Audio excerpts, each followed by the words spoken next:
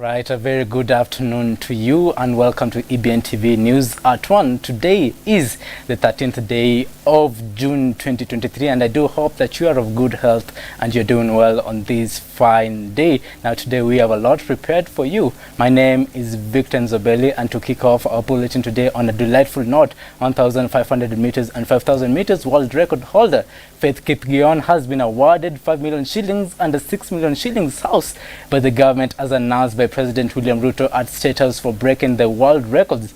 While receiving them at State House, the head of state has assured athletes that the Sports and Art Fund will solely be put up for athletes. The Deputy President, Rigathi Gachagua, has also urged athletes to invest for themselves to ensure stability. Other athletes also at State House included 100 meters African champion Ferdinand Omanyala, 800 meters athletes Mary Mora and Emmanuel Wanyonyi, and 100 meters 2019 champion Beatrice Chepkoech.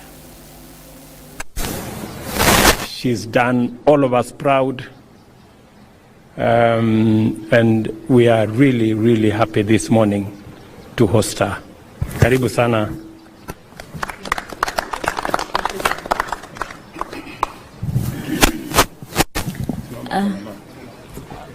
Sorry. Okay. Your Excellency, sir, the President of the Republic of Kenya, William Samoei Ruto, it's a pleasure. Yeah. You cannot be happy. I'm so excited. I don't know where to start and finish. I'm so emotional to be here. I feel appreciated. I can say like that.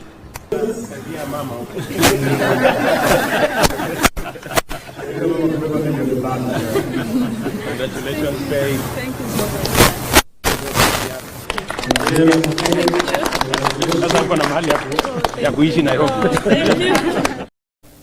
Right, congratulations to those athletes. And now the Anti-Corruption Commission in the country has stated that it is outraged by the pressure to change some items in the anti-corruption law in the country. Anti-corruption law claiming that the action aims to undermine the fight against corruption in the country. The Deputy Director General of the Corruption Commission in the country, Abdi Mohammed, has said the bill aims to remove important elements in the Anti-Corruption and Economic Crimes Act of 2003 and the Anti-Corruption and Economic Crimes Act 2003 to avoid the cost of being caught if they are involved in corruption cases. The bill aims to make changes and remove the item of failure to follow procurement guidelines and that of engaging in projects that have not been audited. So an active investigation, we think within probably 2 weeks or 3 weeks, we shall have the first file ready. And but we don't want to go into the details of who is involved and what is involved. And we are basically looking at detailed investigations when it comes to CI, both in the previous administration and in the current administration. Well, the bill is an amendment to Section 45 of the Anti-Corruption and Economic Crimes Act. Section 45 deals with management and preservation and protection of public revenue and public funds. What these amendments propose to amend are two sections within that particular subsections within that particular section 45. The proposed amendment is on section 45 2B and C. B deals with willfully and carelessly engaging in procurement malpractice. C deals with engaging in a project without provision of a budget. So in simple terms, what these particular sections punish is for an officer whose job is to manage public funds not to follow the procurement processes willfully and carelessly. Those are the catchwords. Then that is wrong as per the law. So we are opposed to it. We have not been asked to comment because probably it may not have gone to the public participation. But as a commission, we think this particular amendment is not in good faith. It is meant to kill Right, and moving on to our next story, the Interior Cabinet Secretary Kithure Kindiki has announced a crackdown on alcohol manufacturers, distributors and sellers across the country. Speaking at Kirubiak Stadium in Tharaka Nithi County yesterday, the Interior Cabinet Secretary revealed that the government was going to review all licenses for second-generation alcohol dealers. Early this year, the National Authority for the Campaign Against Alcohol and Drug Abuse (NACADA) released that raised concern that an alcohol and drug abuse pandemic was imminent. Worst affected regions included Western and Central Kenya, with the report indicating that Central Kenya was consuming adulterated brews. And now Interior Cabinet Secretary Kithure Kindiki says that the government is going to crack the whip. The existential threat to our nation, and that's why this country for the last so many years has invested huge resources to sustain the war against terror. Increasingly, we have opened another war which we intend to sustain against people who have been using culture to cause violence and death and steal livestock, with about a third of the counties of Kenya affected, but about 13 counties most affected, including counties from this region. But the same risk. According to Kindiki, some authorized manufacturers purchased ethanol and run parallel businesses where they produced unauthorized products harmful to consumers. In 2013, scores of people lost their lives and others lost their vision after consuming the adulterated brews, forcing the government to launch an intense campaign in the largest Central Kenya. Deputy President Rigathi Gachagua has warned that government officials who slacken in the war against the brews will be fired. Pale Central Kenya ndio nilianzia. Tuko na machifu hapo wengi. Nataka wiki ijayo kwanza tufute 50 waende nyumbani. 50. To set the right environment ya kufanya kazi. Hapa Meru uko na chiefs ngapi? How many chiefs and assistant chiefs in total? 500. So tukivuta 10% ni haki. Yeah, 10%. So wewe if you want to be the 10%, because wengine hawatafanya vile tunasema, so lazima wengine tutafuta. So out of 500 you make a decision. If you want to be the first batch ya sisi kufanya example to the others, the decision is yours. The Cabinet Secretary further stated that the crackdown was meant to avert the risks and dangers caused by toxic alcohol consumption in the country. The government is now set to increase funding for the National Campaign Against Drug Abuse (NACADA) to ensure results are released in the war against alcohol abuse in the country, especially among the youth. Reporting for EBN TV, my name is Victor Enzobeli. To our next story, where Erica Muiruri, the daughter of media personality Shiku Muiruri, and her friend Shanice Agose were on Sunday evening rescued in Thika 8 days after they were kidnapped in Westlands, Nairobi. The police said the two who were kidnapped at Raptor Road in Westlands by a taxi driver were found visibly weak and shaken in a one-room house in Mangu, Gatundu North constituency. DCI detectives from Thika West stormed the house, rescued the women and arrested two suspects, Timothy Kiragunganga, age 34, and Samuel Kipkorui, age 33, at Ngoiwa area in Thika.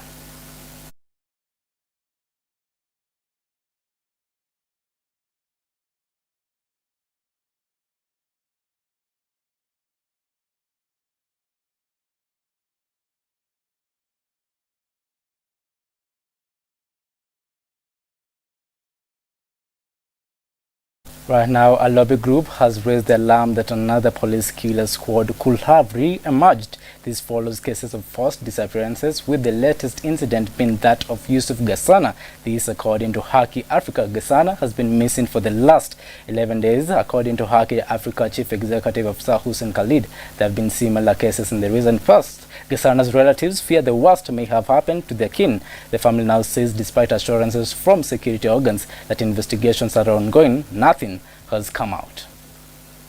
The purpose of state is primarily protection, and not just protection, it is guarantee to guarantee life, livelihood, and property. So for a guardian, a father, a husband, to disappear from his home, to be seized from the security of his home, is a matter that should raise concern for all of us who are fathers and husbands about our ability to protect our loved ones. Again, faced with cases of enforced disappearances, is not only worrying but also extremely sad that this record, where the state had decided to move away from using extra legal means, is now creeping back in our society. Whether by the state or foreign states or non-state actors, Kenya should not be experiencing enforced disappearance. Mtoto amekuja kwa mshtuko mkubwa sana, na ananionyesha nisiseme sana, sio wageni hao, ni wakora na wameshika baba vibaya. Yani wako na moja amemshika mkono nyuma, mwingine anamwambia toa kila kitu. Kwa hiyo kajaketi kadogo alikuwa amevaa kwa vest. Bidi nifungue niende kuona kama iko hai, mimi imekuwa namna gani. Kufika kwa nyumba nimeshangaa kukuta hayupo, milango zimefunguliwa. Kwa gate kuuliza watchman, wanasema kweli gari imepita. Kama imekaa hapo tuseme kama dakika hivyo 10, ndio hivyo sasa nikajua hiyo gari ndiye imemchukua kabisa, nikashindwa ni nini. Appealing to the state, whether they are involved or not, they have a duty and a responsibility to protect all Kenyans and non-Kenyans in this country. Right, and now Nairobi Governor Johnson Sakaja has told the Senate Committee on the Special Funds that more than 45 people have been arrested in connection to illegal water connections in the capital. Sakaja says the county government is grappling with several water cartels who are destroying laid water pipes to channel water to their businesses and illegal connections. We've clamped down on a lot of illegal water connections, and I was able to explain that, and that is why some areas have not been getting, because when you infiltrate the line, then the pressure goes down and the water doesn't reach that end. More than 45 people have actually been arrested, and you find their water kiosks pumping water to estates even. You know, one had 16 pumps that we were able to find in one area. What we're doing for the common mwananchi who just wants the water, even if they were getting an illegal connection, now we are, rationalizing and bringing them back to the proper grid because they're willing to pay. We have engaged the governor and his team and given interim recommendations on what they need to do in the next between 14 to 30 days for the committee. Right now, 3 suspects are in police custody following a fake gold deal where they swindled a foreigner $183,600 equivalent to 34 million Kenyan shillings. They obtained the money in pretense that they were in possession of 6,264 kilograms gold to a foreigner who suspecting sought police assistance. The 34 million was a deposit of 100,000 kilogram gold that he was shown in a warehouse along Mombasa Road near Mlolongo that he was to pay to take the possession of the gold. Anthony Ombui Ondiek, who is the director of Kilot Logistics and Storage, Henry Onyango Geya and Henry Momanyi Nyabuti, who are operating in the stores, are believed to be working with senior politicians in the fake gold deals. Anthony says he had only provided storage services to them as the 24-box consignment was delivered to him via DHL 3 months ago. Other suspects are at large police with the police DCI unit pursuing them.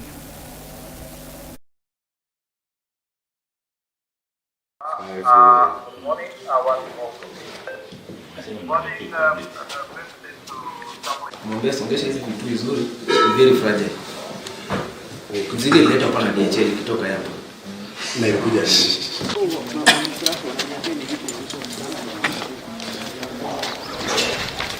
Iko na Romeo? Eh? Iko na Romeo? Hapo wenyewe. Unajua hata nyinyi ni washahidi. Tuko hapa si wote. Sisi data tumeshujue.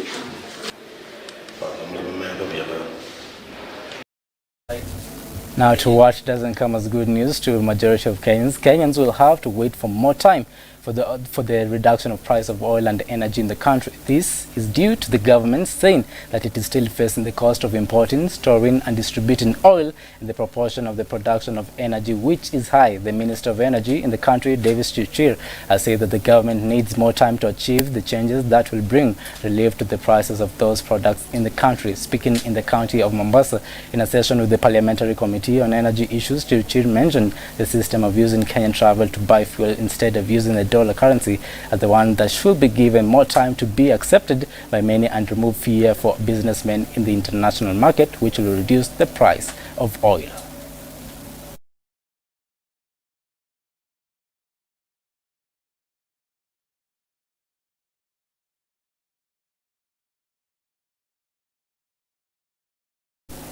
Right, and now to our next story. Fierce clashes were witnessed between residents of Shinyalu constituency in Kakamega County and police officers who were conducting a crackdown on illicit brews in the area.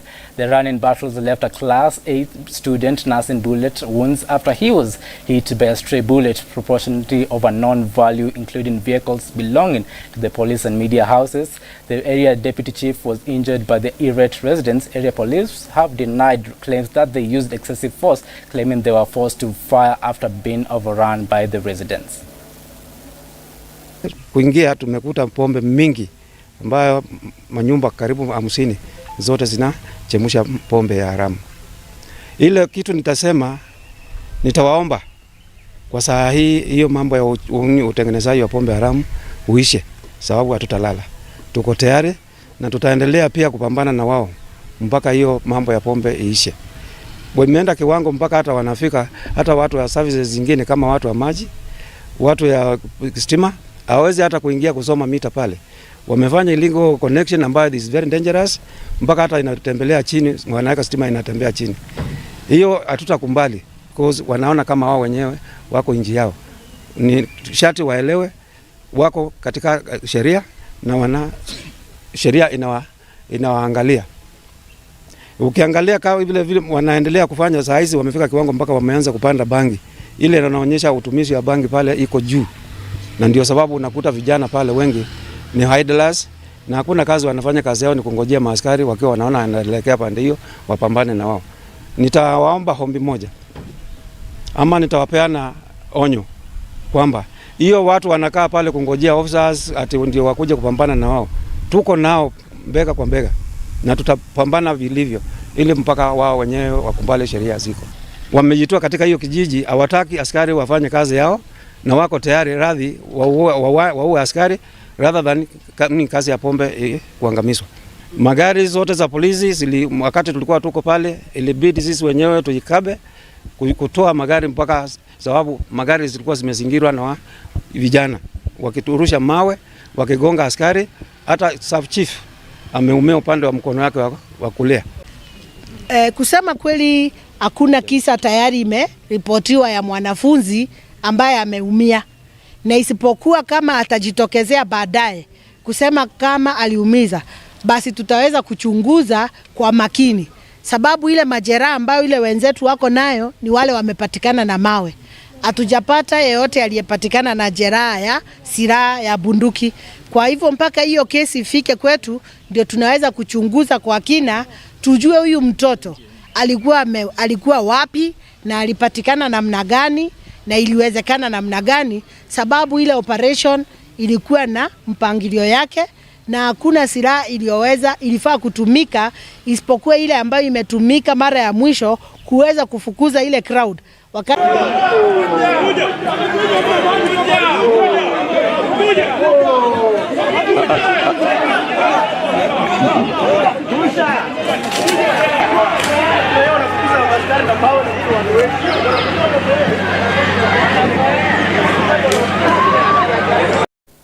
Right, and now parents have been urged to allow supervised access of mobile devices and internet services to their children, which will help in keeping them up to date with technological advancement while protecting them from its harm, according to a report on evidence of online child sexual abuse in Kenya, dubbed Disrupting Harm, released in 2020 2021, the most popular device to access the internet among 12 to 17 years was mobile at 99%, while the most popular place to access the internet is a cyber. Speaking during the launch of the Day of the African Child at the Garissa University, Cabinet Secretary for Labour and Social Protection Florence Bore, in a speech read by the Secretary of Administration Benson Mugos, said that the internet has provided invaluable opportunities for the realization of children's fundamental rights and freedoms such as the right to education, freedom of expression, and freedom of association, among others.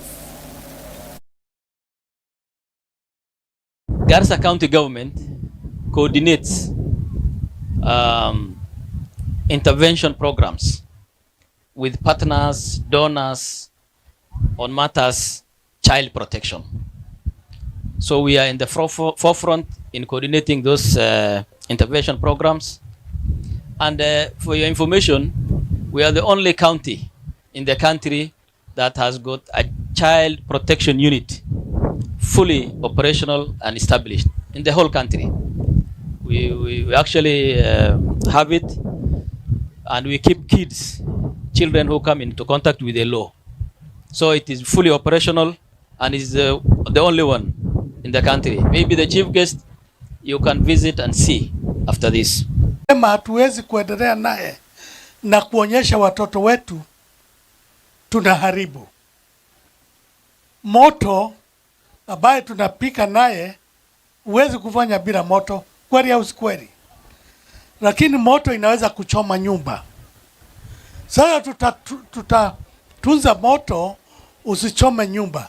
Tutatunza hii digital ifikie watoto wetu, lakini tuondoe yale mambo ambayo inaharibu, na tunatumaini serikali itatilia.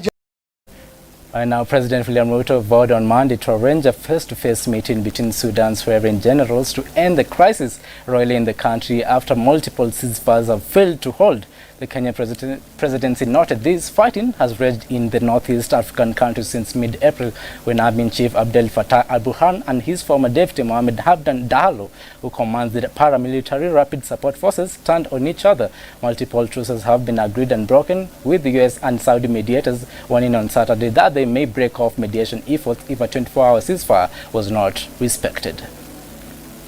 We have taken the decision that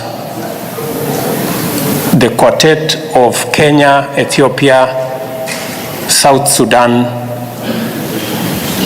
and Somalia will in the next 10 days meet face to face with General Burhan and General Dagalo in a face-to-face engagement, so that we can speak to them directly on behalf of IGAD with a view of stopping the war that is raging in Sudan, ceasing all manner of hostilities,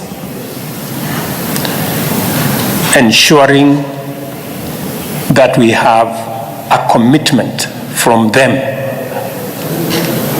to stop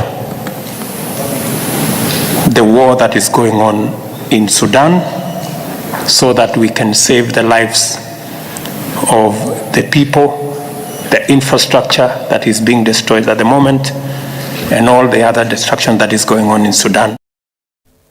All right, and now let's cross our borders, where Eritrea has rejoined the East African Bloc, the Intergovernmental Authority on Development, IGAD, nearly 16 years after the politically isolated state pulled out of the body. Information Minister Imen Meskel noted this on Monday. The authoritarian state suspended its membership of IGAD in 2007 following a string of disagreements, including over the bloc's decision to ask Kenya to oversee the resolution of a border dispute between Ethiopia and Eritrea. Eritrea broke away from Ethiopia in 1993 and fought a 2-year border war with its neighbor, which poisoned relations until a peace agreement in 2018. Eritrea was sanctioned by the United States in 2021 after sending troops into northern Ethiopia's Tigray region in support of Ethiopian forces, and has been accused of massacring hundreds of civilians. United States revises traveling restrictions in the Uganda sector.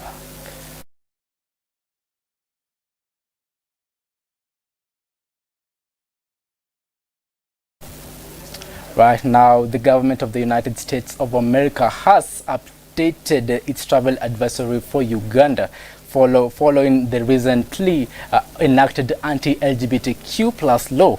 The United States advised its citizens to reconsider traveling to Uganda due to crime, terrorism, and anti-LGBTQ+ legislation. It has also advised the supporters of the dignity and human rights of LGBTQ persons to stay vigilant, as they could be prosecuted and imprisoned for multi-year sentences. The updated advisory also states threat of terrorist attacks and violent crimes such as armed robbery, home invasion, and sexual assault presents a serious threat to those visiting and residing in Uganda. In May, Ugandan President Yoweri Museveni signed into law the anti-gay bill, which prescribes tougher penalties for aggravated homosexuality. The new law, one of the harshest anti-LGBTQ laws in the world, makes homosexuality illegal, with offenders set to face a 20-year jail sentence for promoting homosexuality.